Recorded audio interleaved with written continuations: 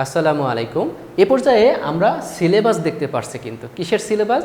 আমরা বাংলা 2 বাংলা 2তে এই যে একটা বিষয়গুলো আছে, যে বাংলা ব্যাকরণের আলোচ্য বিষয় এবং ভাষা অংশ পড়েছি।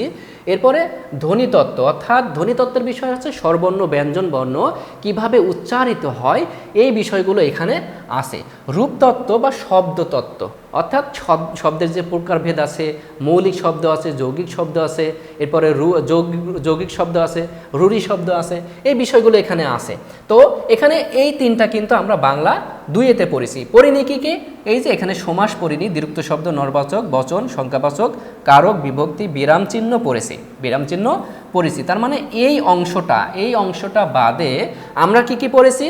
উপরের 3টা বিরাম চিহ্ন বাক্য, এরপরে এই 2টা বাদ দিলাম, সমার্থক শব্দ পড়েছি, বিপরীত শব্দ পড়েছি, শব্দ জোর পড়েছি, বাগধারা, প্রবোধ, প্রবচন, পরিভাষা, বাক্য সংকোচন, শুদ্ধিকরণ।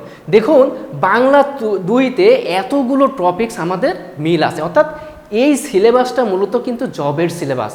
তাহলে জবের সিলেবাস দিয়ে, অর্থাৎ যে বিষয়গুলো আছে, যে টপিকসগুলো মিল আছে বাংলা 2তে যদি কোনো স্টুডেন্ট এরকম প্রপারলি সুন্দরভাবে বেসিক সহ বুঝে যদি এগুলো পড়ে, তাহলে জবের জন্য তার সিলেবাসটা কাভার হয়ে যায়।